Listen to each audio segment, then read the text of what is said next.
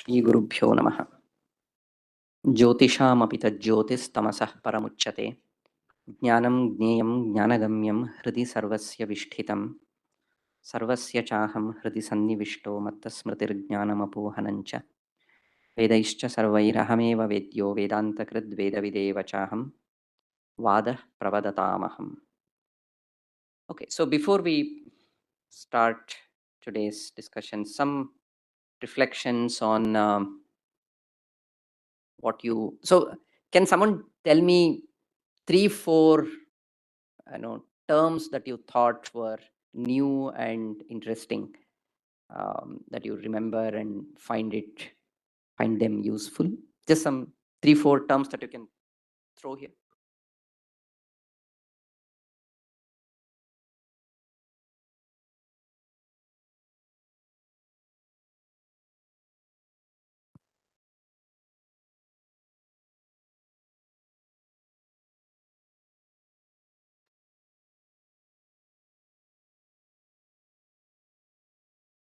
Hello, sir. First is Pramāṇa. Okay. But I don't think we have actually discussed what Pramāṇa is. But Achha, okay. I mean, Other words, achha. ठीक है. Other words like Vimarsha. One was that. okay. Adhikari. हाँ, Adhikari. Okay. Adhikari. And so when you say Adhikari, can you remember the 4 pillars Prayojan. that we talked about? Prayojana. Adhikari, Prayojana, Shastra. And Vishay. Vishaya and Shastra. not Shastra. Sir, in the top. Sambandh. So Sambandh. for Shastra, we need these 4. For a text or any lecture or a course or a project, anything that we consider worthy of pursuing, we need a well-defined eligible candidate, the content, the benefit, and a relationship between them. So Vishaya, Prayojana, Adhikari, and Sambandha. Okay. So those 4, in fact, what I want you to keep an eye open on is how can we use these in our whether writing or discussions or imagining an idea. Are we able to think of these 4 to make it robust? So when we develop some content or creating delving into an argument, for whom is this an argument? Is this an important idea that we need to discuss? What's the benefit of this argument, etc.? So I mean, it's applicable for a lot of general things. So okay, so Adhikari, Vishaya, Prayojana, Sambandha, then Vimarsha. Any other core principle or idea that you think you learned yesterday?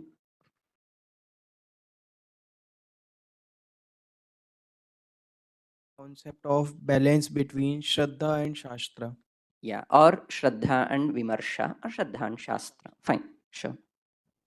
And I think, I mean, so that's again a very, it'll take a long time for us to actually get a good balance of that. But if we have these 2, I mean, I think I didn't mention this yesterday, but I think this is important.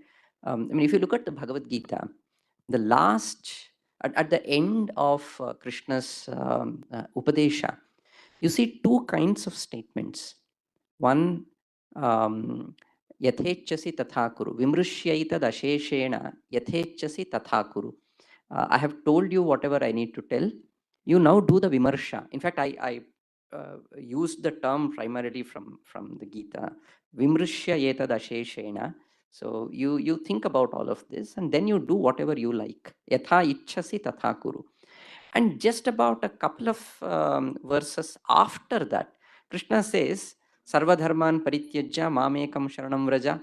And also Manmana Bhava Madbhakto Madhyaji Mam Namaskuru, which are very instructional, which are very kind of Shraddha driven. Forget everything, Arjuna, just do what I'm saying. Sarva Dharman Parityajya Mamekam Sharanam Vraja. I mean, just surrender to me, which is essentially kind of abandoning Vimarsha. At the other end is saying, I have told whatever I need to tell, now it is your turn, you do Vimarsha. But what's interesting is that's exactly how things actually happen. I mean, and that is one of the key elements of the Indian knowledge systems, that we have these multiple schools of thought, multiple instructions, but they are not enforcements. The person who is telling obviously has the belief that this is the way. So the way they communicate it is to suggest that everything else is nonsense, that this is the actual truth. But that doesn't get translated to say that therefore you have to do this. If you don't do, I'm going to forcibly make you do. That's not what you see. You see, well, I know the truth. I have told you the truth. I'm 100% sure that this is the way you have to follow. But obviously, I can't make you do that. You have to take a call. You have to decide. You have to think. You do what you think is right. So this balance is something very unique. So that makes our traditional thought and the discourses very interesting. You don't take offense to the fact that another school is accusing you or another school is rejecting you. In fact, the wealth of literature in the Indian knowledge systems are debate driven literature. So one school rejects the other, that school will try to reject those rejections and then establish it again. So you go to the subtleties even in much more when you actually are open to that, rather than being well, nobody can criticize me. Everybody is open to critiques. But at the same time, when I say this with so much conviction that what you are saying is absolute nonsense, or I mean, people were using much harsher words. Now they're politically incorrect. But otherwise, so the point is the openness to debate while being very committed to your own thought is something very interesting in the. Okay. So let's move on to talk about a couple of new ideas for today. So yesterday we said, while talking about any concept, okay, so we have identified, let's say it's pramana or katha. There are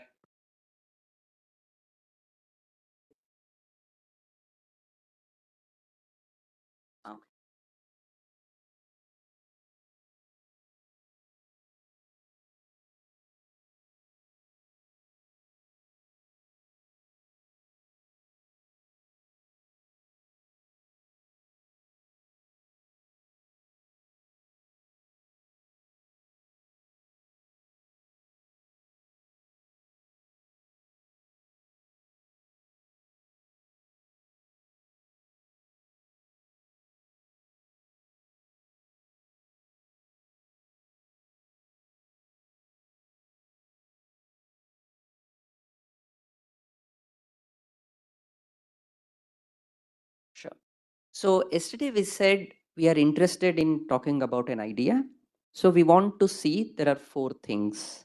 So once we have established that there is some content, which is, for example, pramana or katha, depending on whatever we want to study, and there are eligible audience, and there are benefits, which obviously I'm not going into the details. We said if my passion, my interest matches, then that person becomes an adhikari, etc.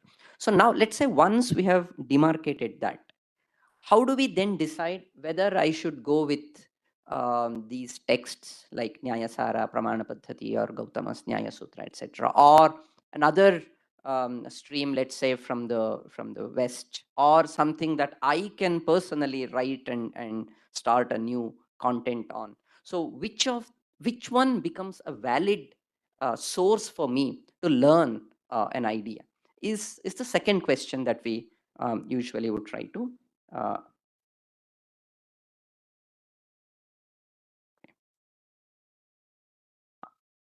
so one way that the epistemic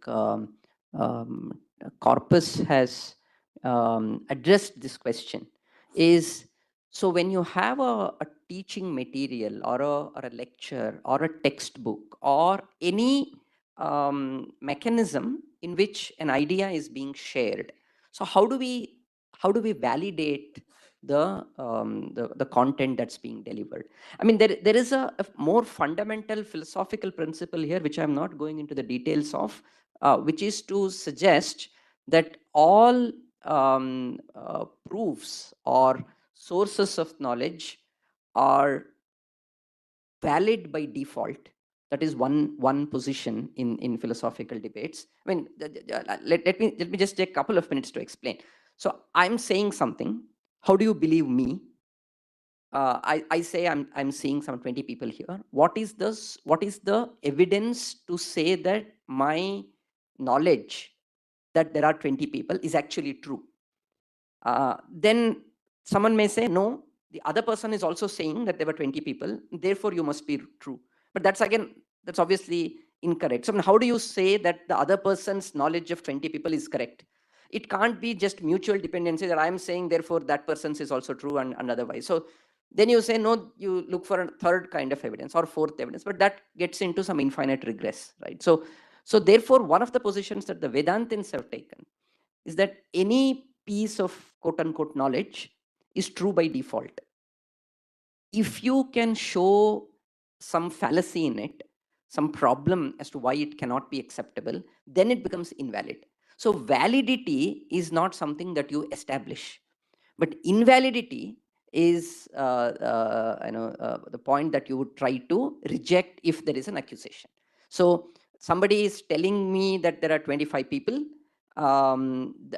then I actually go and count. I see that there are 20. So if you had seen 25, another person cannot see 20, that is logically impossible, and therefore your statement is wrong. So I'm establishing the invalidity through a source, but I don't establish invalidity through an external source. So that is one position that the Vedantins have taken. There is a huge debate on that, whether that is the right approach, etc.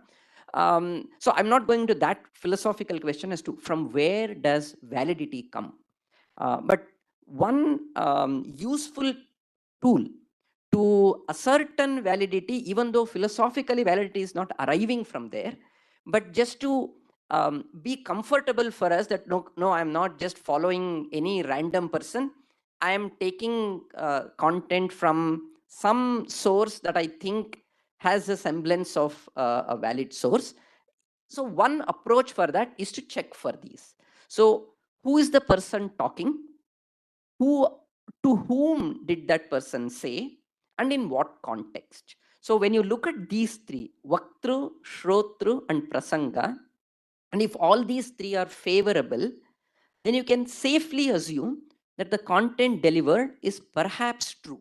There may be exceptions where I had assumed the Vaktru to be favorable, but later I realized that the person was not actually well-intentioned. By healthy, I mean, does he have the right articulation? Is he, the words that are being used are not in consonance with what he's thinking. There is some dissonance. So those kinds of illnesses are there. So if they're not there, I'm assuming that such a person is healthy. So he's knowledgeable, he knows the content, and he's well-intentioned. And the people are, interested people whom the person considers as eligible to learn. So if these criteria are met and there is a right context to impart knowledge. So some of the examples I have given, any comments on which of, so classroom teaching, do you consider that as a setting where Vaktru, Shrotru, and Prasanga are met? There is favorable Anukula Vaktru, Anukula Shrotru, and Anukula Prasanga. Therefore, whatever the content is being delivered can be taken to be valid.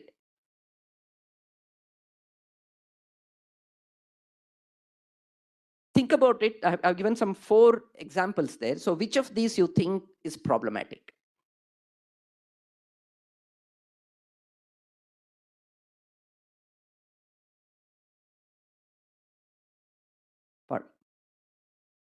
Why?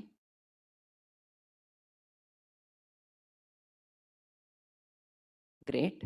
Okay. Any other reason for that to be incorrect? One is the person may be trying to mislead. So therefore, there is no well-intentioned author there.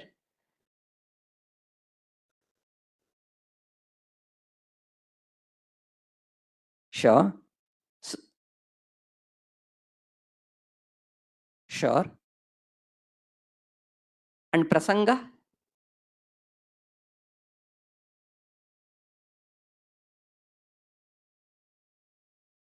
The context, is it a favorable context to tell the truth? You may be induced, yeah.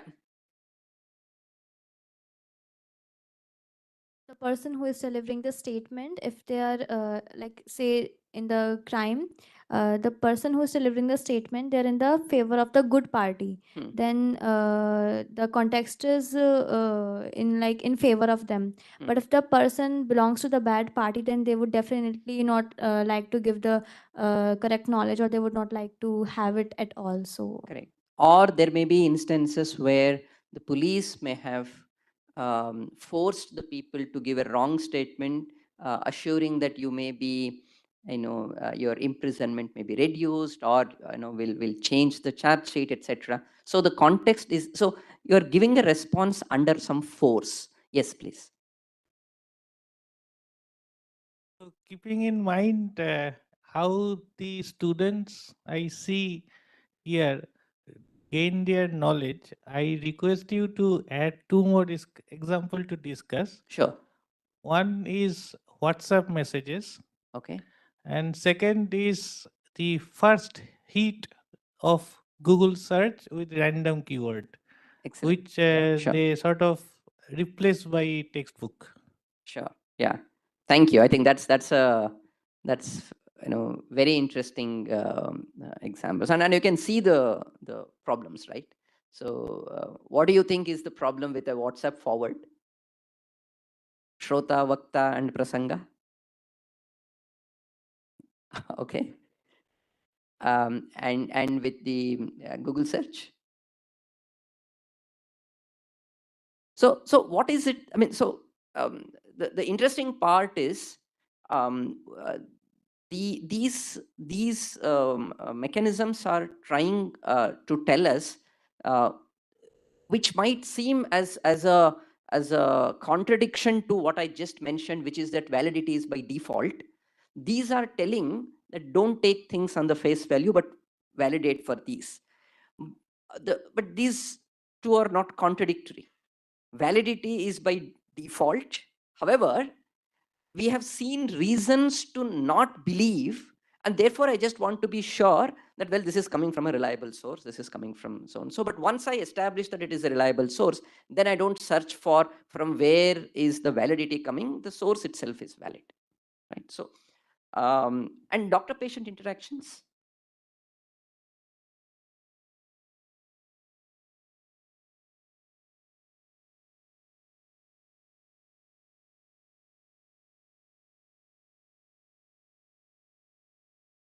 Okay.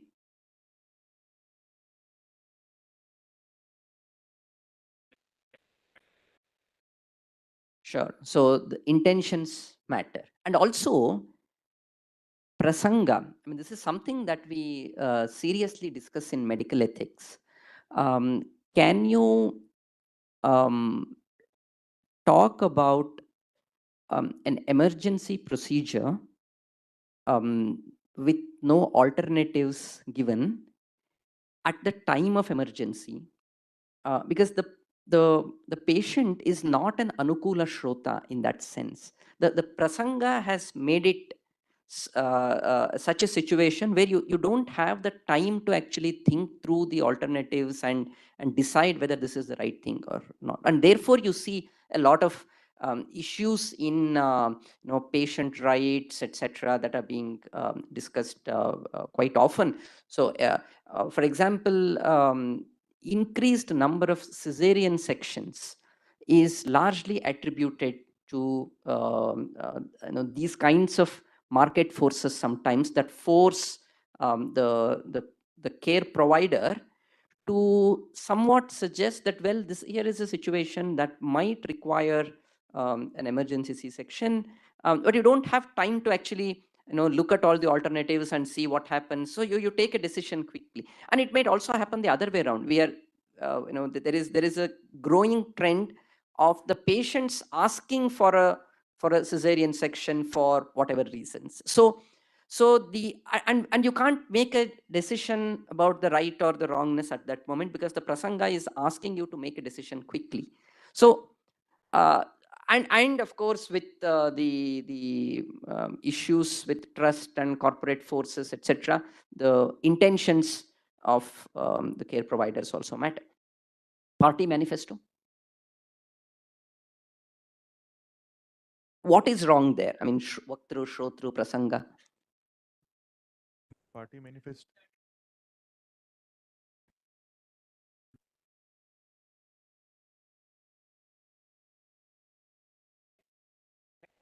Audience may be eligible, the citizens of the nation. But when we talk about prasang, that is also important because the context for every person varies. Something which might be good for me may not be good for you. So that also varies. But vakt is wrong, prasang is wrong. Maybe Shrotra, if you can.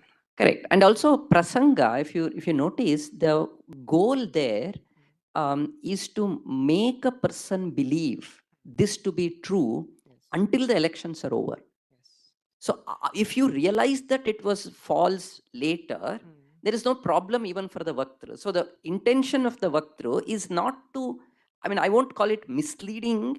I mean, everybody knows what's written in a party manifesto is not necessarily true, but the intention is, can I get the message across and make it stay with the public consciousness for this much time, which can win over an alternative narrative, right? So the prasanga is not a truth-seeking prasanga. And Mahabharata mentions na narma yuktam anrutam hinasti. Pranatyaye sarva dhanapahare. So there are a few instances. So you're in danger for your life. So you give some statement at that moment. So that's obviously not to be taken as true. And sarva dhanapahare, when everything belonging to you is being taken away, so you tell some things to ensure that that's not stolen. So at that moment, what you say, you may be a good vakta, the person may be a good shrota, but the prasanga is not right. So if we keep these in mind, it's one way of ensuring that there is some validity. This framework is further abstracted to say that that's not the only way in which you ascertain validity. So one is the apti that I just mentioned. So apti is basically when these three are there, anukula vakta, anukula shrota, and anukula prasanga are there. There are more finer details in terms of what makes it an anukula vakta, but I'm just giving you at a broad level. So once these three are established, we say that such a context has apti. Therefore, the statements made there are apta vachana. In fact, you see in some epistemological texts that define one of the tools of knowledge, that is agama or shabda, as we say, as apta vachanam. So what is considered agama is a word of an apta, but that is not to be misconstrued as referring only to the author, but something is called an apta vachana when all these three are met. So vaktru, shrotru, and prasanga, all three are valid, then you call it an apta vachana. So that is one of the ways in which you validate content. There are other two. So let me use there are two potential examples that I can give. One again from a doctor-patient relationship, and another perhaps in a linguistics domain. So you go to a doctor, you have an illness, and you are given a prescription. Right, so that prescription is a statement, is a kind of a text. You believe that text because of the previous slide, the three criteria, Shrotra, Vakta, Prasanga, and I believe that this person is a reliable doctor for me. So there is the notion of reliability, which is dependent on Vaktra, Shrotra, Prasanga, are met, and therefore I take the words for granted. I don't ask further questions. Similarly, let's say there is, so I'm learning a new language, or I'm not very proficient in that language, and I see one statement, and I'm reading a text. There is one word in a statement that I'm not able to understand. So let's say some German sentence. So I know that I have a German friend.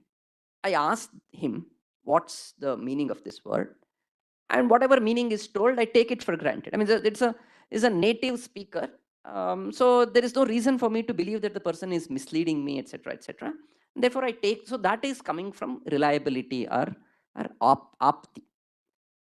But if you go to, especially in the Vedantic and the Shastric discussions, where we were just having some chat before the class on Jaina, Buddha, Vedanta, all these discussions. So whom do you believe becomes an important problem. So which source you consider? So whom do you consider as an apta? I know that he is my teacher and I have seen him for a long time. I consider it to be reliable. There is another person who is also considered reliable by another person, but the two prescriptions are completely contradictory. I mean, if they are just two alternatives, that may be okay. But when someone is saying do this, someone is saying do not do this. So then as a third person, what should I do? So I will prefer not to go by the apti route. So I want to take one step further and go, okay, so again, go with those examples. So there is one doctor prescribing something, there is another doctor saying the exact opposite. So if I am reasonably competent, I think someone mentioned the patient being knowledgeable, I will perhaps look for some source, some textbook, some research study, some protocol, some guideline to verify, okay, here is a prescription and this is what the diagnosis is given to me, and here is a reliable author independent source.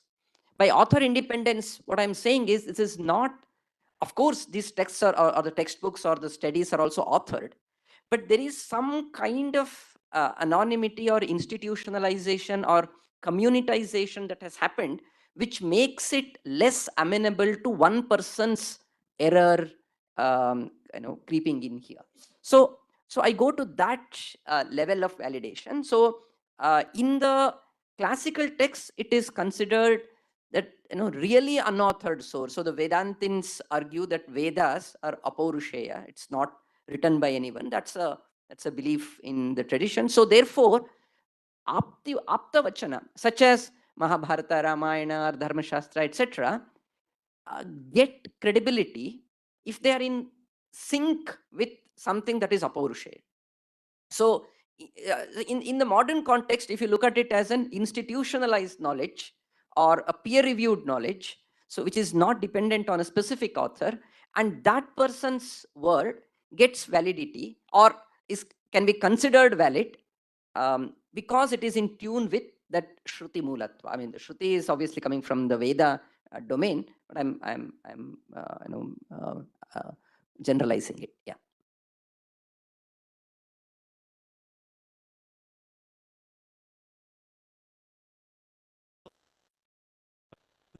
What I meant to say is that something which is, can we sort of quantify by some value that this is 100% reliable, 50% reliable, 0% reliable? No, and that's an important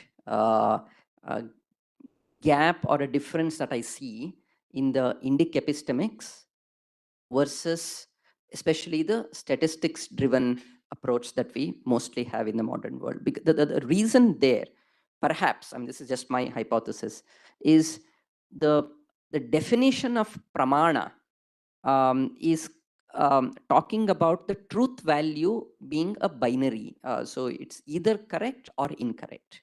So if something is 50% correct, it falls in the category of invalid, so they don't consider it for further evaluations. The reason some of the commentaries on the epistemic texts give is that, well, we can lead a life with probabilistic values, but we cannot take a risk on our lives with probability values. That's the argument given. What they say is bahu vitta vyaya ayasa sadhya moksha sadhaneshu. So we are pursuing a path of dharma or moksha, as we discussed yesterday. That is the driving thing. Here, well, you can go in this path. It would lead you to liberation 70% of the times. Is not good enough. So it will lead you to moksha in 80% of the times. Is not good enough. So they're always focusing on, can you give me a 100% reliable answer? So if that is not there, I club it under the invalid things. This is from the classical epistemic works. However, in practice, when it comes to, say, for example, Ayurveda and things like that, people do trial and error, but I haven't seen numbers being attached and giving that degree of freedom. There is the idea of sambhavana, which comes close to the more likely event. So there are two possibilities. One is more likely to happen, but I'm not saying 100% true. So that is given some ontological status that, okay, sambhavita is also something that you can pursue. But there are no, numbers that people, quantification is not something that I have seen. Second question is that, so all of these different concepts refer to rational thought. Correct. So is there any notion of completely like attaining this dharma, artha, kama, moksha by completely irrational thought? No. Meaning, So what do you mean by rational? Something that logical, you can do systematically, step by step, and you can sort of make an algorithm out of it. So generally, some of the schools internally may argue for an irrational thought, but they say this comes only after you have ascertained validity through another source. But for inter-school dialogues, you cannot have an irrational thought. So so I say this is the path for dharma, artha, kama, moksha, and someone else is saying that that's a different path. Then how do you argue? It has to be on a rational basis. There is no way two persons can come to a discussion without that common platform. And if that common platform is irrational, then obviously you can't win an argument. So for any debating culture, it is necessary to have a rational thought. In fact, thank you for that question. The third option that I have is actually that one, which says that if you cannot even test at the first two levels, you will actually go towards the the option of logic. So I mean, if I use the same examples of medical science and linguistics, I'll just finish that, and if that answers your question. So when you have an unauthored source or a communitized or a peer-reviewed text, but let's say I don't have access to that content. So there are some guidelines that people have, but I don't have access to how you manage some, let's say, some stiff joint. So the person has told me take some hot fermentation. The other person has told me take some cold water. So whom do I believe? So, well, heat causes things to move apart is something that I can logically think. So I said, well, perhaps because there is some stiffness that I can experience, a prescription that tells me that you have to take hot fermentation makes logical sense to me. So I don't have reliability criteria. I don't have the sources that I can test. If the prescription is making logical sense to me, then I go with that. In the linguist example also, there is a statement. So there is one word that I'm unable to understand. So I ask the person, I accept, that is first step. The second is I go to a dictionary or so, which is a source, person independent, but I can't read that, etc. Then I perhaps what I can do is I try to make sense of the sentence, assuming that word to have some X value. I don't know the value. Then if it is possible to logically map, well, this is the only meaning this term can have if you look at the previous statement, the next statement, the other words, etc. So logically, I arrive at a meaning, which may be a little bit of an approximation, but I'm mostly in the right direction. So which of the meanings given by competing authorities is coming closer to my logic is the one that I agree with. So it is a rational approach. Once you have established these, there may be areas. So I know that this person is always reliable. This doctor is always reliable. There is some, the sources that he refers to, which I can check. And there is a logic that I can see. But at some point in time, he may actually tell you that, you have a problem, I'm going to give you a solution. Don't ask for logic here. It is something that has worked multiple times. I don't know the logic either. But if you rely on my words, just do and follow that. So if you have a track record and an experience of, well, there is no reason for me to disbelieve the apti here, then you may go with that irrationality also. But that cannot happen at the very first instance. So once you have a very reasonable and a concrete belief in that approach, then you may go with an irrational idea. But as I said, it cannot be the case in inter-school dialogues. If I go with an irrational argument, how would the other person get convinced? Would that be? Yeah. Correct.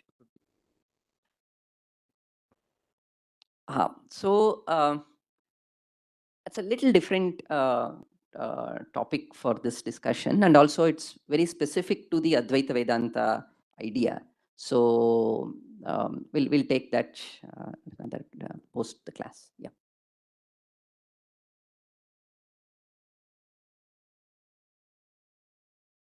Anukul Vakta, can he get his validity from Shruti? Yes, yes. So in fact, that is how. So let me just point out this debate between the Nyaya and the Vedanta schools.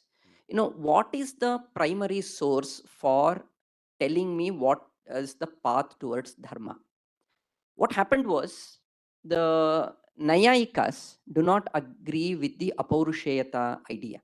They believe in the Vedas, but they say it seems irrational to us. How can there be a set of statements that are unauthored? The Vedantin argument has been, well, if you don't agree to an Apaurusheya set of statements, where do you start? Well, you would say, start with me. Well, why should I start with you? You say, start with that teacher. Why should I believe? So unless there is one source which is person independent, there is no closure to this argument. And therefore, and also the tradition has been, uncontaminated, believed to be, and therefore, and there is a reason for everybody to say that this is so. So I'll just subscribe to that notion of Apaurushayata, is the Vedantin argument. The Nayayikas are saying, no, it doesn't make logical sense. Therefore, we will start with Ishvara. We will start with the Bhagavan. So the debate is, do you start with Bhagavan and then give validity to the Vedas as the words of the Lord? Or do you start with an unauthored source and then establish the presence of Lord and then give validity to the words spoken by the Lord, which need not be the first source. It cannot be, right? So if you go with the Nayayika approach, then Apti is giving validity to Shruti. There is nothing called Shruti in that frame because it is not unauthored. So I establish the presence of Lord through logic and then prove the words of Lord without going through the Shruti route. The Vedantins argument is, I'll first establish the validity of the Shruti and then go here. Yeah. So, but that's a huge debate. It has at least thousands of pages written on this question. And one more question on this framework, like this Venn diagram. Why have we kept Yukti as a separate entity? Because when we are talking about Apti, then also we have to apply Yukti, like logic. No, there is a difference. In Apti, I'm verifying the validity of the three components individually, but I'm not verifying the content. What the doctor is prescribing, I am not looking for the logical validity of that prescription while checking for Apti. What I'm doing is this guy a reliable person? Is he knowledgeable? Is he well-intentioned? Am I in the right set of mind for the person to tell me the truth? And is this the right context? Is he just being humorous, or this is some play going on? etc. No, this is a real illness situation, so there is no reason for me to disbelieve. So while I am applying logic, I'm not applying logic to the content of that prescription. I'm applying logic to these three components. But here, I'm applying logic to the content that's being told. Is the prescription making logical sense to me? So in that case as well, yukti can only be applied where there is shruti or apti or like presence of any of two. Like without these two, can yukti be still there? Yeah. For So example, the example that I just gave on, so I have some muscle stiffness or joint problem, some hot fomentation has been prescribed to me. I don't know apti, I don't have shruti for this. It is making logical sense to me. They are logically connected. The two ideas that are being suggested, as Professor was mentioning, I can see some rationality in the prescription, which has nothing to do with apti or shruti. I mean, for a lot of see, if you ignore the atindriya frame from where the most of the Indic thought is coming, you can actually reduce everything to yukti, which is how modern sciences operate, because you don't have that atindriya domain. Here the problem is because you're also dealing with the atindriya domain, which requires shraddha, and there is a need for that balance that we talked about. We are trying to come up with this frame of, okay, can you look at apti and shruti and then yukti? I'm giving some crude approximations for a contemporary application of that. sure. Thank you. One last point is, it is possible that a statement may have all three, but that is not necessary. For example, let's say, obviously I can't give these three in a situation where apti or shruti are not accepted. But let's say in the same doctor-patient relationship, so the doctor is reliable, so therefore there is apti. And it is in sync with the guidelines or the protocols or the studies. So there is shrutis, and it is making logical sense. Which one you want to choose is a function of where you are coming from. If you are coming from this belief that I don't need to worry about source or logic, I just rely whatever this person is saying, so I will just use one. So depending on where I am coming from, I use one of these three or all three to ascertain the depth of validity in it. So if there is a statement that has all three, that's considered very highly valid, but it is still not a kind of a quantitative gradation. It is more of a the qualitative gradation. So it's called dardhya. So I believe in this very much, because the person is not just reliable. There is a backup from the studies that does make logical sense, etc. So depending on where I am coming from, I use whichever makes sense. Any questions up till this point? Is this making sense and seeming rational, useful, etc.? Okay. Now, so the reason why I was trying to build it in this way is, when we are trying to talk about, say, pramana or katha, we are going with a source. We're going with a source text. So these source texts are, so how do you look for, first of all, the worthiness is what we discussed yesterday, that there are the adhikari vishaya prayojana sambandha, and there is an apti shruti yukti kind of a framework to ascertain their validity. So but that requires much more exercises to do. So how do you know that pramana paddhati has one of these? So we go with the point that, well, this is coming from a Vedantic tradition, which is drawing these from a text called Brahmatarka that Sri Madhvacharya argues, and that that Brahmatarka is claimed to be derived from the Vedas. So therefore you have that Shruti Mulatva argument to say that this text is valid. Or you actually read some parts and see whether this is making some logical sense, and then say, okay, this is seeming like a very valid exposition of an idea. So once we establish those things, we now actually get into the content. Okay, what is katha or what is pramana, etc. While doing that, there is another framework. I mean, I think the intention that I explained yesterday was these are some introductions to how seemingly simple ideas can be actually considered in a philosophical frame and built into a meaningful structure. So this is the third structure that I wanted to introduce. So you are interested in talking about pramana, or you're interested in talking about katha, which is debate.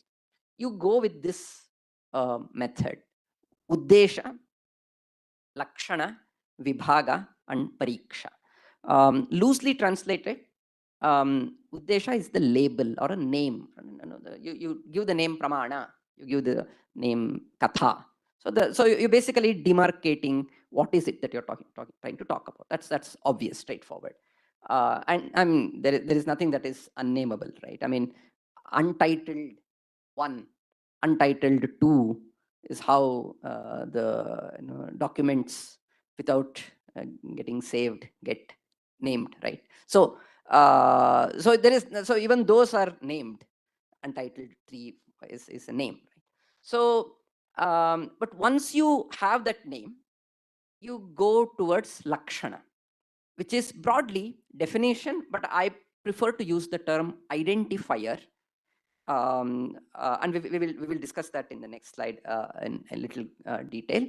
So for that reason, lakshana is at the core of any of these discourses. So essentially, your ability to pinpoint what you are interested in, and so that forms the crux of your discourse.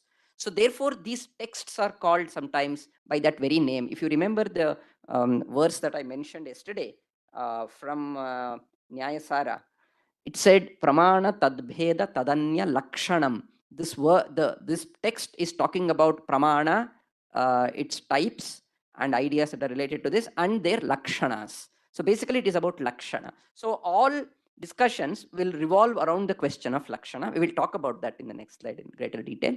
Then you talk about the categorization. Till very recently, my impression about the idea of categorization was a very mechanical thing. I mean, especially if you have studied the science, social studies, high school textbooks. I mean, there are some 10 types here, 14 types here, and biology with some 13 kingdoms and things like that. It becomes very, I mean, what is it that people are talking about? But if you notice, fundamentally, this is a reasonable claim that I think we can make. All questions are categorical questions. All questions in politics, ideology, philosophy are categorical questions. I mean, look at it as, so I'll give you some 2 simple examples. Dvaita versus Advaita debates. Do you have 3 categories called Jivatman, Paramatman, and Jada? Or is it only one? So it's a question of categories. If you look at it from the Nyaya versus Vedanta debates, do you give the texts, do you consider texts into 2 categories, one apaurushaya and one paurusheya, or is it only one category of all paurusheya? It has to be authored. Or look at it in very simple political discourses. Where does Kashmir belong? Is a categorical question. It's an entity. So where do you situate it? Where are the boundary lines drawn? So drawing boundary lines is primarily the question, or the questions of reservations. So all of these are essentially moving one group here to another group. So what is the boundary that gets fixed is at the heart of politics. Or more specific technical questions that we were discussing before the class on, do you consider Anumana and Agama as 2 different categories of knowledge or one?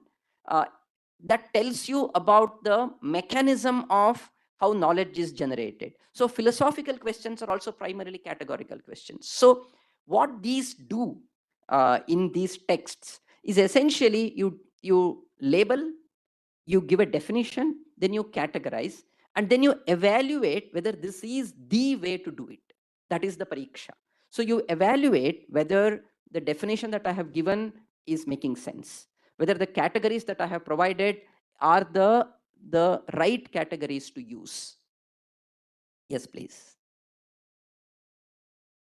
I mean, you mentioned this. I'm not very sure that whether in science and engineering subjects, all questions can be actually thought of as a purely categorical questions. There are, because as far as I understand, a lot of questions in most important questions in science and engineering is how. And how is a question I don't see how you can think of it as a categorical question. Wouldn't that, I agree with you. I mean, I think these are different axes that we're talking about. What, why, how kind of question can be one framework. But when you say, how is this happening?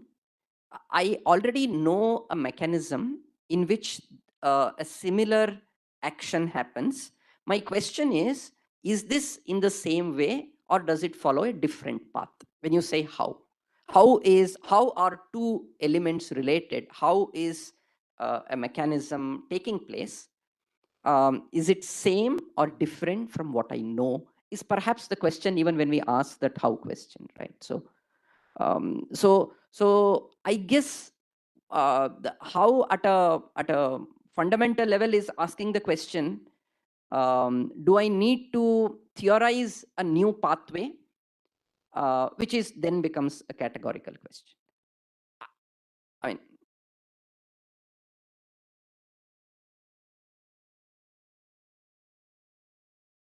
Trivial I agree.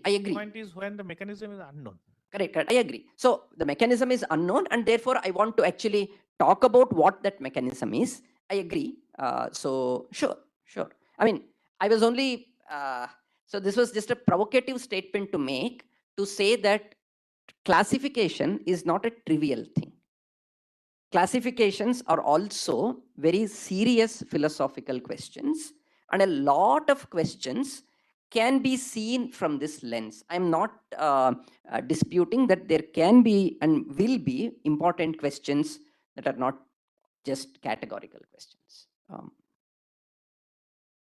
Especially when you see a power play, which is mostly in humanities and social sciences kinds of questions, it seems more like a category question of pushing one to this end or that end. But I agree. I mean, probably in natural sciences, that may not be the most central question. Sir, another thing. Yeah. Sir, that Uddeshya and Lakshana. Sir, can we make analogy with Uddeshya as problem statement with respect to research, and Lakshana as aim of what we wish to do? No, hold on for that thought till we complete the Lakshana discussion. Then perhaps we may be able to relate that better. So, okay. A couple of, so just to get some clarity on what Lakshana means, that might answer your question also. How do you identify these three? I've just thrown some random things there. How do you identify an object as a living being, a jiva? Or, I mean, maybe, so, okay, let's ask living being, not necessarily jiva. Those two have different connotations. How do you say that the object in front is a living being? What is the identifier?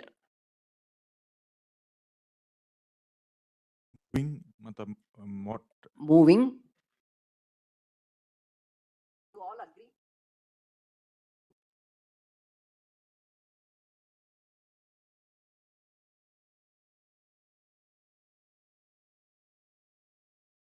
So is movement an identifier of a living being? Feelings, respiratory system, Replication. replication,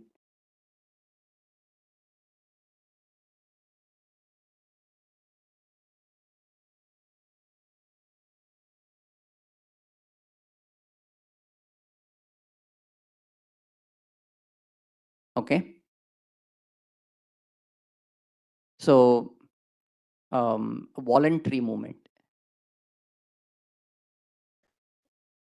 Someone said respiration. So respiration, I know it is because of the tissues inside. It's not from some electric signal, or it's not from. There are neural electric signals that are. But I consider them biological. Okay. Yeah. So, okay. Any other? But let's go one step further and see what is it that you are looking for when I ask this question. What is an identifier? What kind of an attribute are you looking for?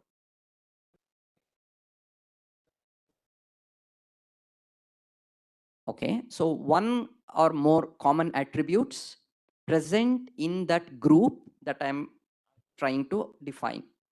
And is there any other criteria that you have in mind? Why was, let's say, movement without those qualifiers of non-electric, non-mechanical, etc.? Why was that a problem? If you don't have those qualifiers and just say movement? Car also moves, but Correct, it's correct. So what is it? What is the other criteria you have in your mind when you? To not consider things that I don't consider are living beings. Correct, So correct. basically- So basically you have two things in mind. So you're basically looking for an attribute that is present in all the elements that you are intending to define, and that element and that attribute should not be present in any element that you don't want to get included in this category. If I have to assert some new object to be living, Yeah. then the discussion says that it should have the attributes of things which I already consider to be living, Correct. and it should not have a resemblance with the things which I consider to be non-living. Correct. This is the Correct. essence. Correct. So there is one group which I know or consider as living. There is another group, the out group or the complement of this set that has that is non-living in my understanding. So I want an attribute, one or more attributes that are present in all of these elements and not present in any of these elements. Are all of you with me till now? So I mean, we can do that exercise for many more activities, but let's get into the more abstract question. So this is precisely, I mean, what you guys just mentioned is precisely what is defined here in while talking about lakshana. Yaha dharmaha, that attribute, lakshye, in the group that I'm interested to define, vyaptya vartate, it's present in all the elements in that group, navartate cha anyatra, and is not present outside of that group, saha dharmaha lakshanam ityuchyate. So that attribute, which need not be a singular attribute, it can be a group of attributes, they're called lakshana. So if you break that up, it is an attribute, and it is present in all intended objects that are called lakshya. The group or the individual that I am intending to define is the lakshya, and the outside of that group are alakshya. So not present there, right? So as you can, I mean, this is just very the kind of a reversal of that. It's very easy to relate to. If any of those attributes, if any of those conditions are not met, then you end up in one of these issues. So you talk about so for example, if I say I want to define a non-living being and you give the attribute as consciousness. So what's the problem there? Or feelings or replication.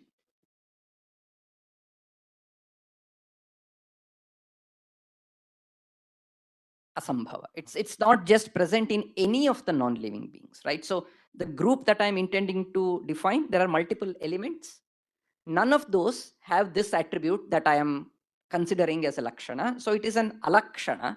It is not a dharma that can be used to identify that object. In fact, it is such a lakshana, such a dharma, that it cannot identify any in that group, in the non-living entity group. So that's a fallacy, technically called the fallacy of asambhava. It is just impossible that you can use that to identify anything. The second two, I mean, so hopefully people don't make that kind of an error. So it's usually the second and the third, where you are either under-identifying or over-identifying the group. So when I say for the attribute for living beings, can you think of an attribute that is present in some of the living beings but not everywhere? Movement also, perhaps, if you say that trees are stationary at a larger sense. Yeah. Photosynthesis. Yeah. Transpiration. Sure. So some of these attributes are present in a subgroup of the lakshya. So we call it avyapti. So vyapti, that is the presence in that whole group is missing. So there is a limitation to that attribute in expanding itself to cover that whole set. So that's where the issue is. So we call it avyapti. And if it is covering the other also, that is, you're trying to define a living being, and we talked about movement, and that can be in a car, which is non-living. So there is ativyapti. So if the attribute that you are defining is going outside the defined limit, then that suffers from the error of ativyapti. So such an attribute, if any of these are there, then it is alakshana. Do you think all three can be there at one point, or in some of the attributes? There can be all three flaws.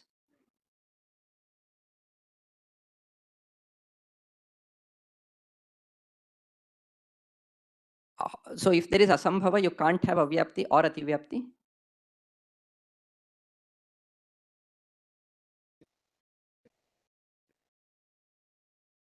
Is asambhav, then I can't have avyapti or ativyapti.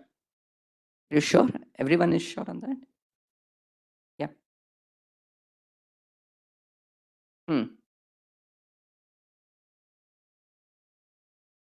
Okay.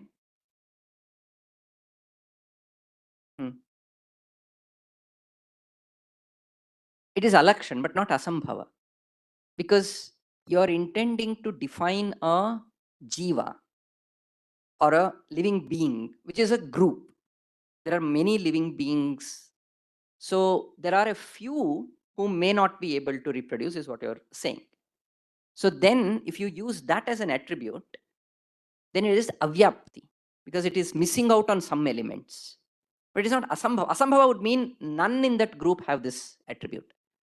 So in this manner, you cannot have both asambhava and avyapti together. Correct. You can have avyapti and ativyapti together. And like the same reproduction example, correct. it is avyapti and it can be ativyapti when we take the example of fire. We can say that fire grows and reproduces itself. It can spread to places. Okay, sure. So, but I mean, if then the question will be, how do you define reproduction? But anyway, but I get your point.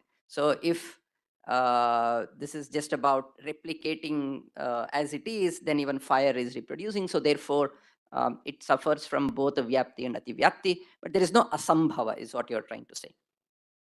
But you said asambhava and avyapti and ativyapti, neither of them can go with asambhava.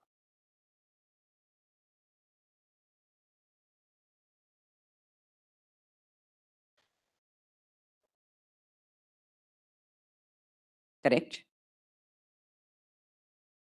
Some of them have it. Correct? Correct.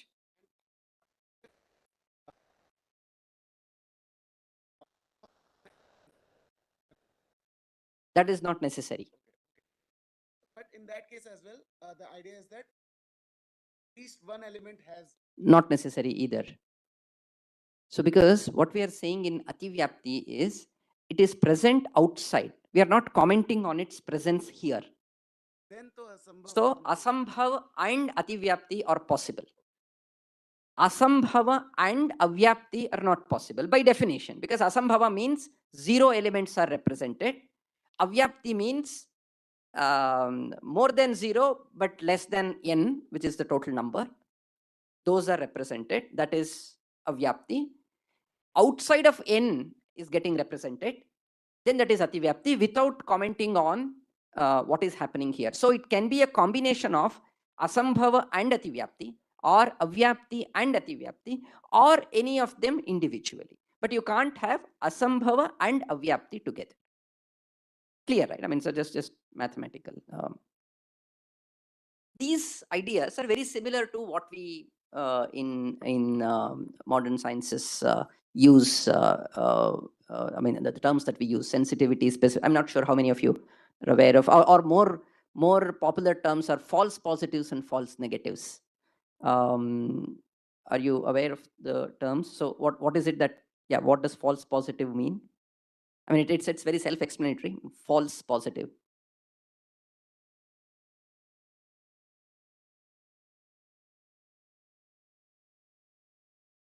So then what is happening? Can you frame that in this language of lakshana, lakshya, vyapti, ativyapti?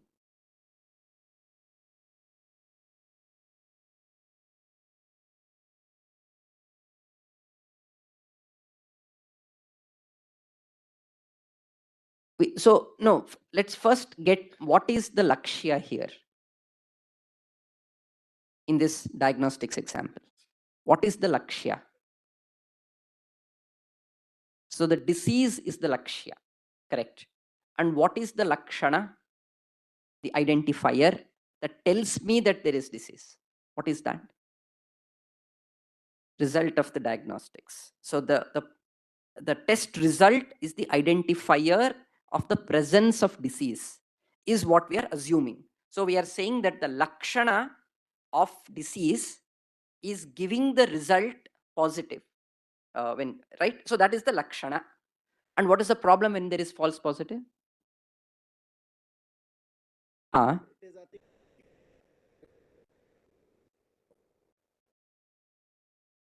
Right? So there is ativyapti. So the lakshana, the dharma that you are assuming to be lakshana, is present even when the disease is not there. So lakshya is not there. So it is in alakshya, but your attribute is going there. Therefore, it is not correctly identifying. Similarly, false negatives, avyapti. So the disease is there, but the test is not. So these are not right identifiers. And there are, these sensitivity, specificity numbers actually give you that quantification as to how many. So 95% sensitive test would mean that 95% of the times it can identify the test, and 5% of the times it misses them. That means there is 5% false negative, etc. And you also see in statistics people using type 1 error, type 2 error. So these are all coming from that broad principle. So vyapti, ativyapti are primarily on that. So to just to summarize what we just discussed is, so you're intending to talk about an idea, you use the framework of uddesha, lakshana, vibhaga and pariksha, and this pariksha is trying to evaluate whether the lakshana is fulfilling what a lakshana should do, if there are errors of avyapti, ativyapti, etc. Yes, please.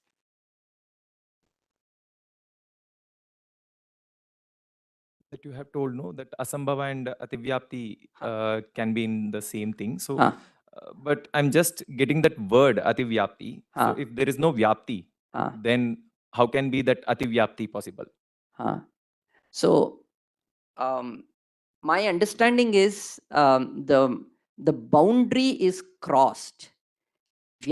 Ativyapti is perhaps not to be taken literally, that there is vyapti and then there is ativyapti.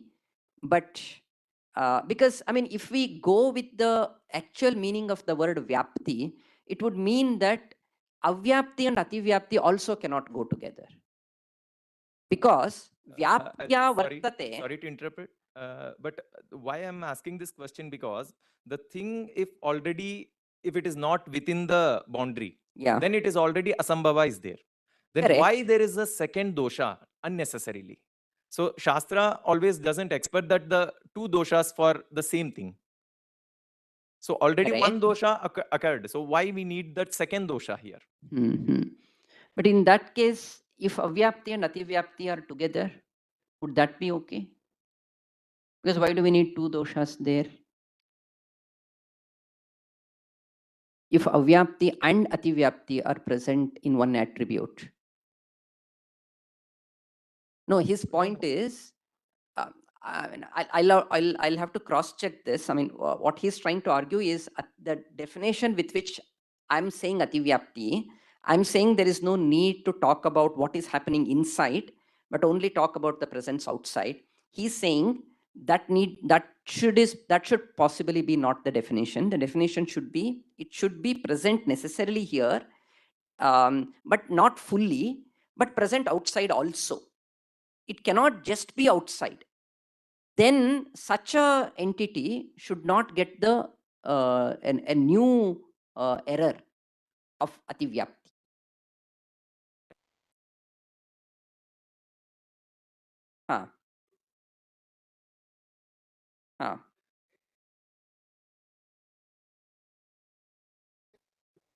No, but ativyapta would mean there is already vyapti. There is already vyapti. Then there is, this element is outside of that vyapti. When it is not at all present in this group, how can you use the term ativyapti? When there is no vyapti itself. So my understanding is vyapti is referring to this whole set. Ati refers to atikramana. Atikramana does not mean that it is present here and then crossed over, but it has crossed over, it is present in this group. Yeah, sure. No, that's a very good question. We'll take that. And also, even what I think that even what you have questioned, that avyapti and ativyapti, that both can't be in the same place. Because again, if it is already the same problem will come, then the repetition. No. So this example of movement that we gave. So the movement is a dharma for a living being. It is present in some living beings. So there is avyapti. It is also present in many non-living beings. So there is ativyapti. So if you go by what you're saying, then ativyapti as a problem itself is not required. That won't solve the problem, because there are many attributes that are just ativyapta. There is no asambhava or avyapti, but just ativyapta. So we do need the dosha. Dharma is itself a common quality, right? Correct. Then it is not there in all. Not all. Then already the avyapti came. Correct. Then we don't need to discuss about the next thing. True. I mean, whether we use that in a specific debate, I agree with you. Somebody is telling me the lakshana. I say that your lakshana suffers from avyapti. I can stop there. I don't need to go and say your lakshana also suffers from ativyapti, because technically in the Indian approach of debating, when you have defeated a person with one flaw, why waste energy in finding another flaw? So nigrahasthana necessarily means that once you have defeated, you don't need to talk about a second problem. So his question is coming from that. So when you have one error, why do you need to talk about another error? In the classification of errors per se, there are instances where only one error is present, and ativyapti is a valid error as the only error in some cases. Avyapti is a valid error as the only error in some other cases. And asambhava similarly as the only error, because we are defining avyapti as something non-zero. So if you define asambhava as zero, avyapti as non-zero, and this as beyond n, so it is possible to find dharmas that fit to these three exclusively. So therefore, while defining the error list, I think it is important for us to have all these three. But while actually applying them, you can use one of them if that is applicable, then no need to talk about a second error. I think that should possibly be Yes. Sir, may I? Yes.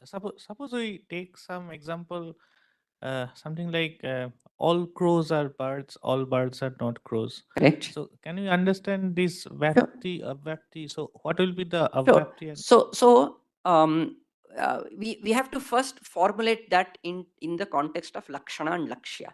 So are we trying to understand about birds, or are we trying to understand about crows? So if our object of understanding is a bird, then birds become lakshya. We are trying to use a known attribute to identify them. So known attribute becomes the lakshana. So here crows, being a crow cannot be an attribute cannot be a sufficient attribute or a necessary attribute to be a bird. It can be a bird without being a crow, right? So while defining birds, that is the lakshya, my definition or my attribute of being a crow is capturing only a part of that group called birds, and therefore there is avyapti. So if I say I define birds as only crows are birds, or being a crow is a condition to be a bird. So if I give that, then it suffers from avyapti. Let's reverse that and say that I am interested in understanding about crows. And I say birds are crows, then there is ativyapti, because not just crows, but many other kinds of birds are there, which is not our object of study, which is not our lakshya. Therefore, it is ativyapti. So essentially, whatever element is our object of interest, that is the lakshya. What is the attribute that I'm using to define that becomes the lakshana. And if that definition is good enough, or if that attribute is such that it is necessarily present in all the elements of that set and is not present anywhere outside of that set, then that becomes the lakshana. So I mean, and if you look at it carefully, it is a very, very important problem for anything. I mean, I remember some conversations in which I think Professor Anil was also there on how do you define Indian knowledge systems. It's a very tough question. What is one or 2-3 sets of attributes that will ensure that it takes all the Indian knowledge system domains into the set and excludes anything that is not in the domain of IKS, right? So thinking about finding the right lakshana actually helps us in clarifying what we have in mind about the object. Sir, Yep.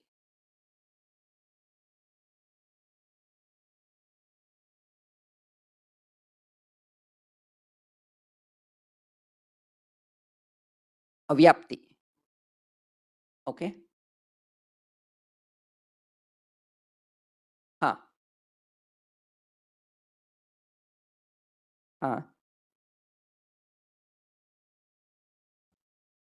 Chetana, Atma, for example, any other energy. An amoeba is having certain energy by virtue of which that is called a living being. Right.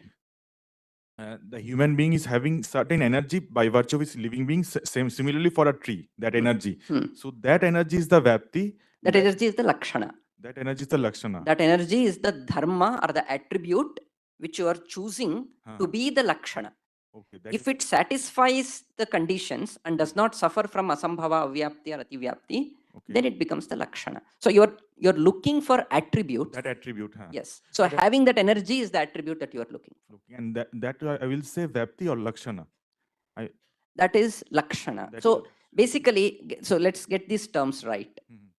Dharma is an attribute. Dharmi is the object. Having this energy is an attribute. So any object that has this energy is called a living being. So living being is the lakshya, the group that you are trying to define.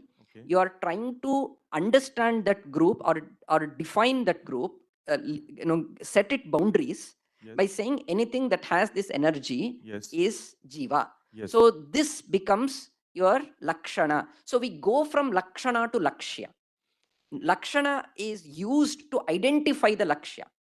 So you choose a dharma, that dharma can be a lakshana or can be an alakshana.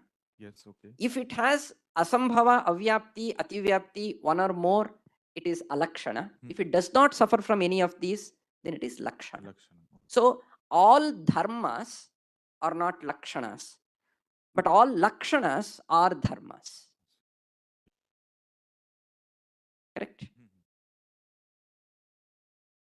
Vyapta dharma is a lakshana. Vyapta dharma, which is not ativyapta also. Only vyapta, which is essentially what this is. Yo dharmo lakshe vyaptya vartate, navartate cha anyatra.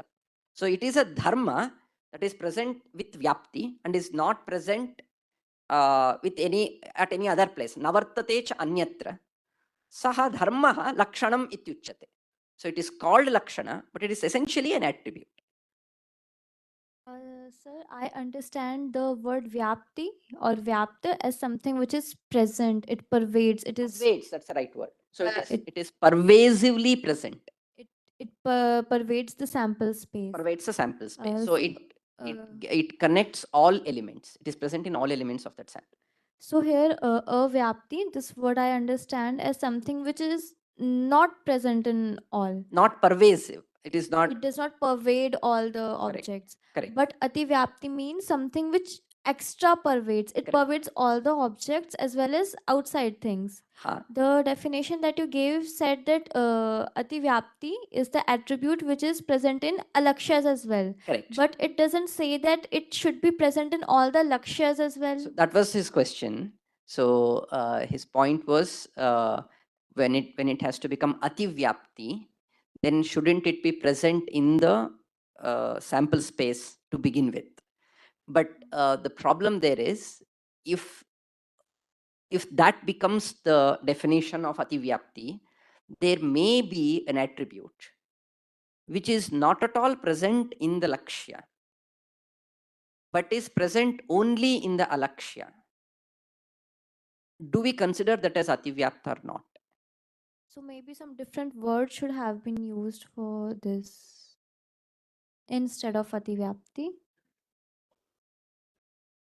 Yeah, so I mean, if the translation is extra pervaded or something like that, that's where she's having a problem. But before it getting pervaded, how can it be extra pervaded?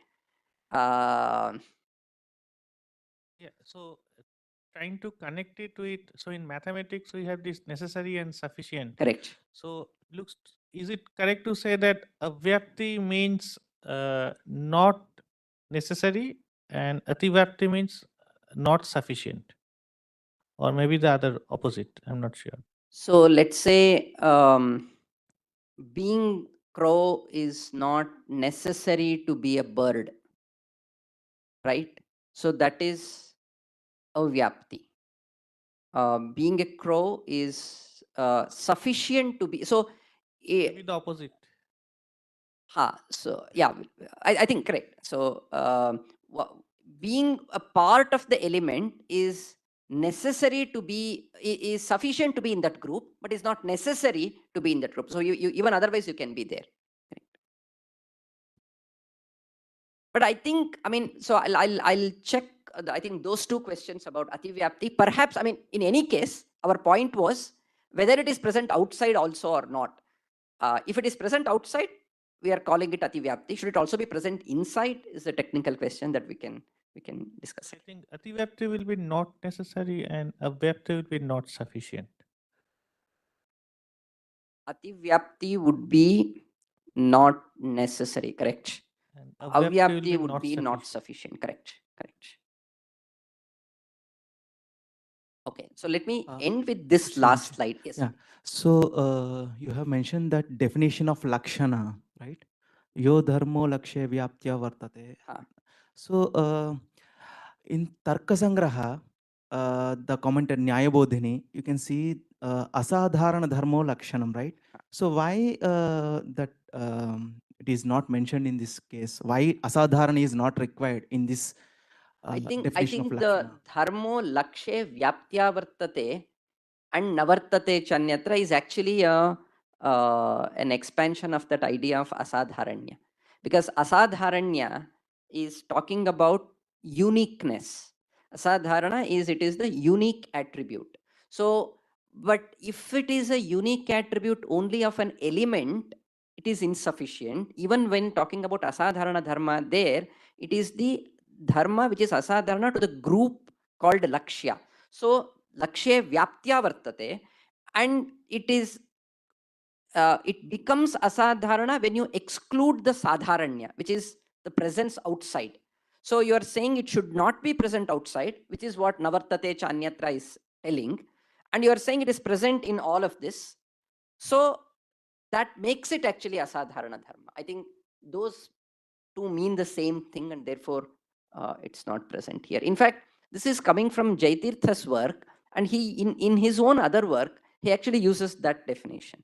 You know, in Pramāṇa-Lakshana Tika, it says dharma matra laksha matra vyapto dharmaha lakshanam. Laksha matra vrittitvam. Essentially, asadharanya is what it ends with. So let me end with this one last slide. So if you notice what's going on, it actually leads to some interesting questions. When we are looking at lakshana, we already know lakshya in mind.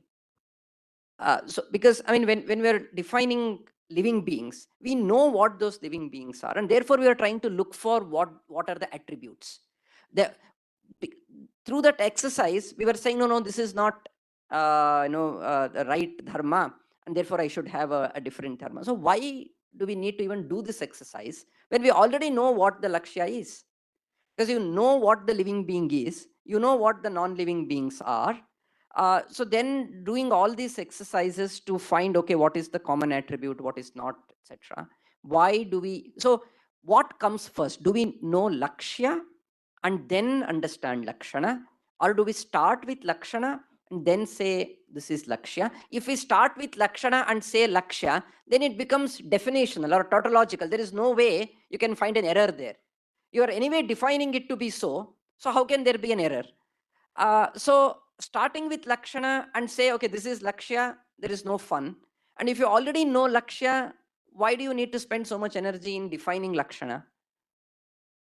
Do you get the question? So, yes. One possible answer could be that so you can use, so you have some, based on the current experience, you have some lakshya. And then based on that, you define some lakshana. But then you want to extend the set of lakshya, like you discover some new object and you want to know whether this is living or non-living. For example, you discover virus. And now, is it a living being or non-living being or bacteria? So there, using your current set and the lakshana, then you try to predict the new unknowns. Sure. That is one possible answer. Any other responses as to, if I know the lakshya, why should I worry about lakshana? One answer is to predict an unknown lakshya. Yeah. Excellent. Yeah. So he's saying to tell others. So I know the category called living beings. Now I have to inform another person that these are called living beings. How do I communicate that? I try to abstract an attribute that the other person can relate to and say that, see, if you find this attribute, then that is a living being. Okay. Any other? Yeah. संस्कृते वदामि इदानीं तत्र लक्ष्यज्ञानानन्तरमपि भेदज्ञानं न भवति, अतः लक्षणज्ञानम् आवश्यकमेव. भेदज्ञानम् इत्युक्तौ अतः इदानीं घटज्ञानमस्ति, घटज्ञानमस्ति, घटत्वस्य घटज्ञानं कम्बुग्रीवादिमत्वं घटत्वम् इति ज्ञानमस्ति. कम्बुग्रीवादिमत्वं घटत्वम् इति ज्ञानम् अस्ति चेत् लक्षणज्ञानम् अस्ति. घटज्ञानमस्ति, घटत्वेन रूपेण अस्ति वा न वा? घटत्वेन रूपेण नास्ति, घटरूपेण अस्ति। घटरूपेण ज्ञानम् अस्ति, तेन अश्वादिभ्यः भेदज्ञानाय अस्माभिः लक्षणज्ञानम् अवश्यमेव। अस्माभिः सत्यं, किन्तु किं तत् युष्माभिरेव आविष्क्रियते उतः अन्यैः वक्तव्यम्? यदि अन्यैः वक्तव्यं तर्हि तैः कथम् अवगतम् एतद्रूपेण यद्वर्तते स एव घटः इति? तदपि अन्यैरुक्तं वा? व्यवहारेण अवगम्यते. So the argument he is trying to make is lakshya is known by a name. So through our day-to-day usages, we have given a name to such an object that has these attributes. So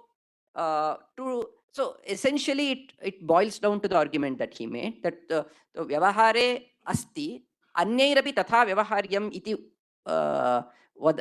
वचनाय तैः एवं वदति इति, तैः एवम् उच्यते इति। वृद्धव्यवहारेण घटपदस्य ज्ञानं भवति, गोपदस्य ज्ञानं वृद्धव्यवहारेण एव भवति। लक्षणज्ञानं यदा भवति तदा सः अन्यत्र व्यवहारकरणाय तद् लक्षणज्ञानम् आवश्यकं भवति। समीचीनं. So basically for vyavahara, shabda vyavahara is one of the prayojanas of lakshanas. There is one other approach that one can perhaps think of. So if we, this is perhaps summarizing all the responses that you gave. So if we know lakshya a priori, then I actually derive the lakshana. Because I know the lakshya, so I will find out which one makes the most sense by ensuring there is no avyapti, ativyapti, etc. This is to appreciate or clarify what we already know subconsciously. So that will help in one of the objectives that you mentioned of whether the next set of elements that I see, do they also belong to this category or not? Because I haven't consciously thought of the category information.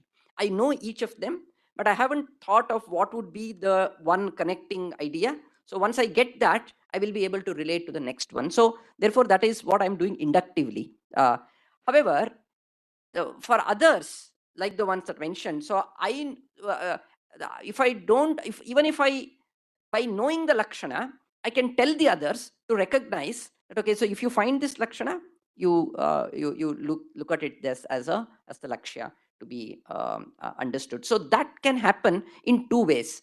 What was mentioned just now is for that bhedajnana. So that bhedajnana is basically meaning how you differentiate that object. So you're seeing an animal, you just know that it is an animal, but you don't know the specific attribute to call which kind of animal it is. Then forget about that the term that I use.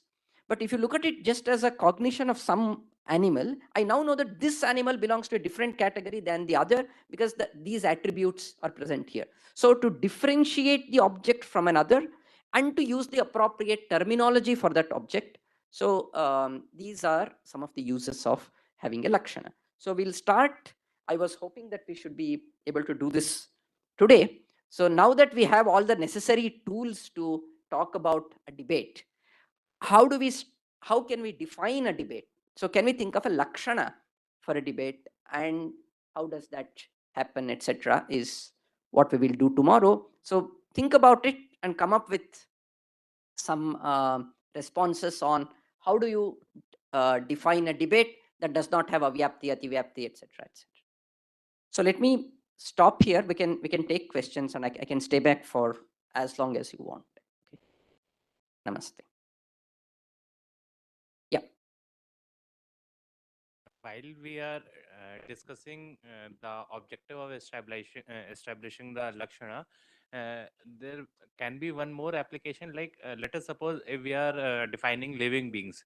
So we have defined these 8 qualities are like every living being breathe, let us suppose.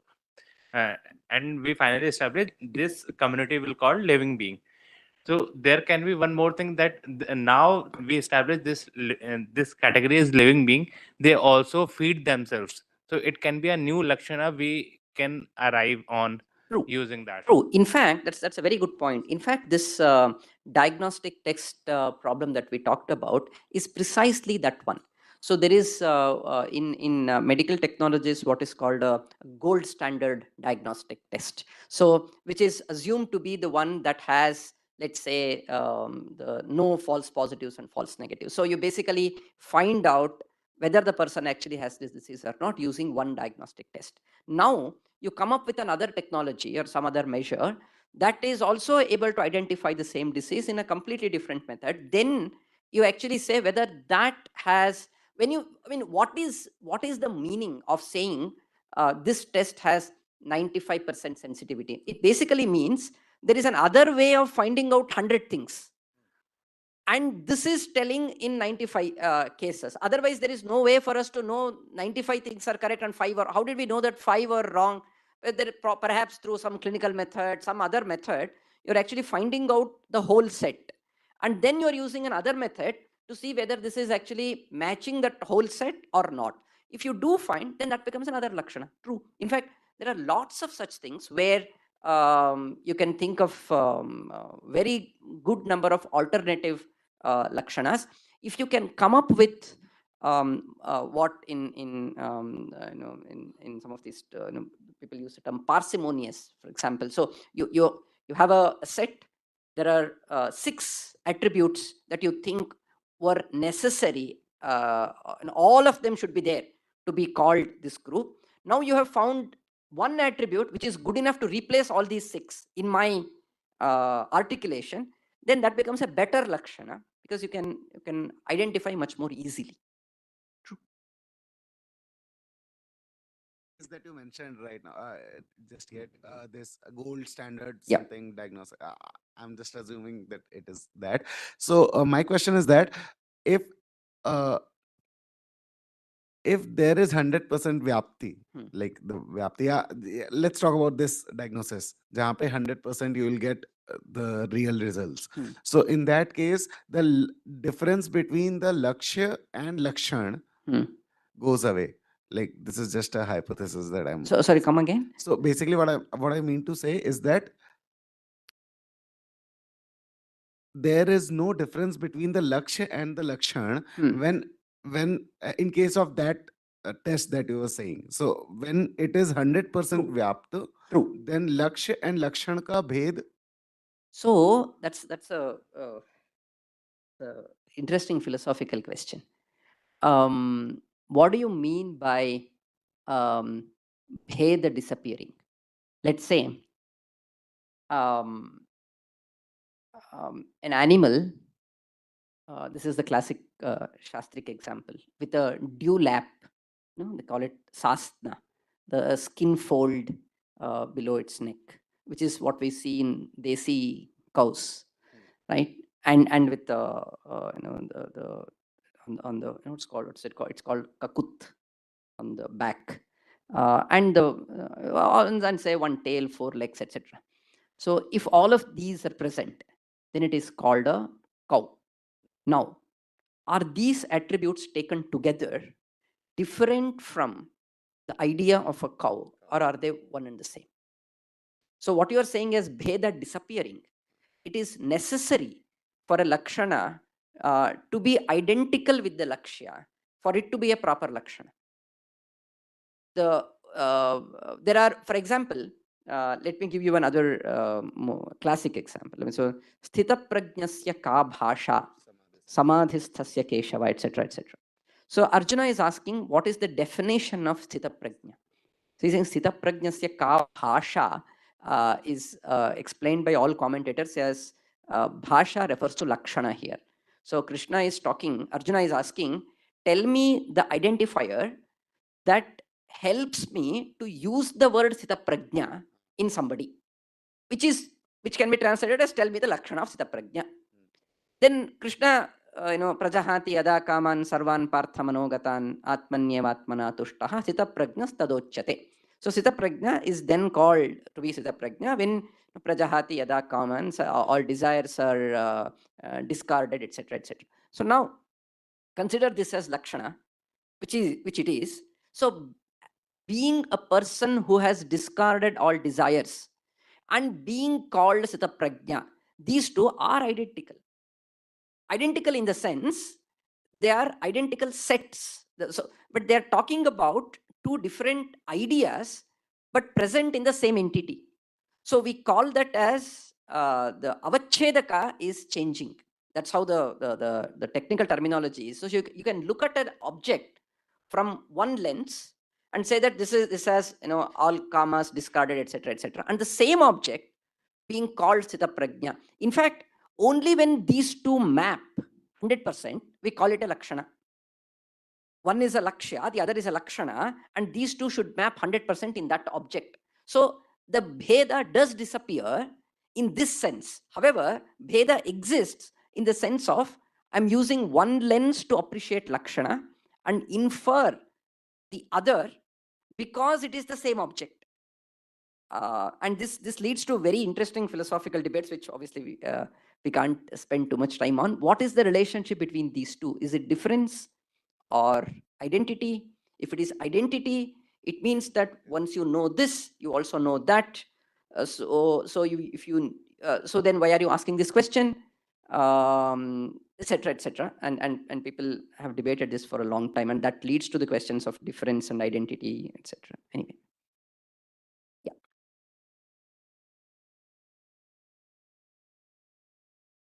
Sir, there is some ideas related to living and non-living. There is a philosophy in Western, Leibniz. It says there is no non-living in the world. Sure. There is unconscious, you say, it is a less consciousness. Okay. One thing. And subconscious and conscious, self-conscious and complete, I mean, absolute conscious. Sure. There is the division. One another, how I identify it's living or non-living if you talk about the virus. And sure. third is, there is a jiva. Jiva in Jain philosophy, jiva is everywhere, in plants also. So J.C. Bose tries to identify what is the feeling. Is it is there feeling in plants or not? When someone come to harm the plants, what is the reaction of the plant? And someone come to plantation or to watering the plants, then what is the feeling of the that is some. What is the parameter of the living and non-living? How I identify? It means it may be that we are not capable enough to identify the less consciousness. That's excellent points. Two responses. One, the lens that I have taken give me the kind of relief in a way where the content becomes a little immaterial to the framework.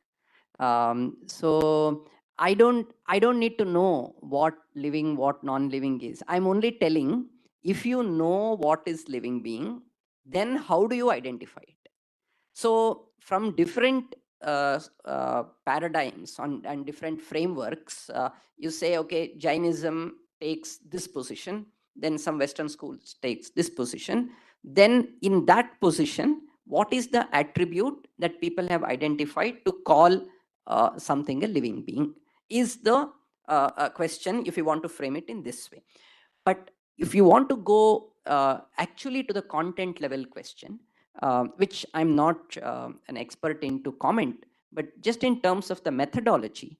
So if something is called a living being, usually one metric, I think there were a few questions before the class that people were asking here. If two schools have taken two different positions, how do we reconcile or resolve that? Necessarily lies on the common ground that both of them agree to. So what is that rule that both can accept, showing which one of them is willing to concede the place to the other? So let's say Vyavahara is one such common ground. So I call all living beings as living beings if everyone in the scholarly world or in that community where I belong to actually identify it as a living being. So that Vyavahara becomes the common ground to verify which school I belong to, and then within that school I test whether this position that I have taken is in sync with that Vyavahara. So if Vyavahara is telling me that all these are living beings, then I consider them as living beings. If Vyavahara is telling me that only these are living beings, then I consider that to be living beings. Within that group, then I start looking for an attribute. However, on the whether that is really conscious or not is, I think, somewhat outside the scope of this specific discussion, but that gets into the actual debates between two philosophies, which yeah. भवता उक्तं तत्र अतिव्याप्ति अव्याप्ति एकत्रैव न भवति इति। अतिव्याप्त्यव्याप्त्योः एकत्र संगमनम् उक्तं मया, तद् अङ्गीकृतम्। असम्भव अव्याप्त्योः एकत्र दिनकर्यां असम्भव अव्याप्त्योः अव्याप्ततिव्याप्त्योः मयापि अङ्गीकृतमेव। The movement that we discussed, movement is present in some parts of living beings and not present in, and also present in some non-living.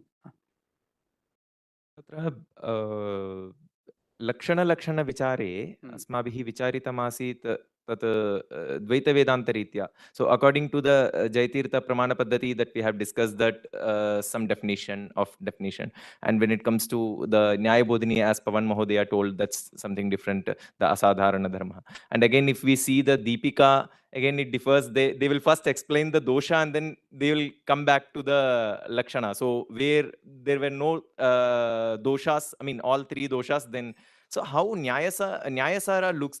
Nyayasara doesn't define Lakshana. Oh, Lakshana doesn't define. No. The first sentence in Nyayasara is Samyak Anubhavak Sadhanam Pramanam. So they start with the definition of Pramāṇa. So I was wondering if, because Nyayasara is very close to Jaitirtha's time, about 200 years earlier.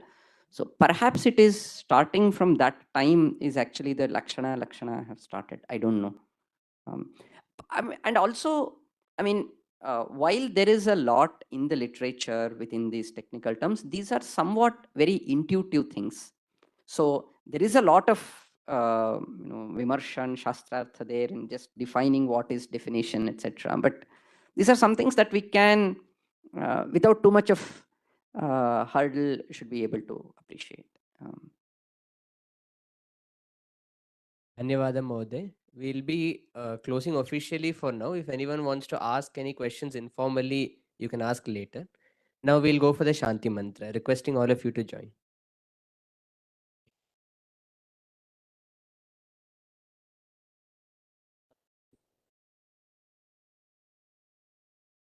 Om Sarve Bhavantu Sukhinah Sarve Santu Niramayah Sarve Bhadrani Pashyantu Ma Kaschit Dukkha Bhag Bhavet.